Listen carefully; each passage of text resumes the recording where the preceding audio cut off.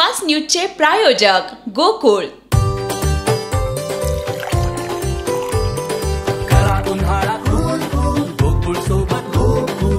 गोकुळ सोबत गोकुळ।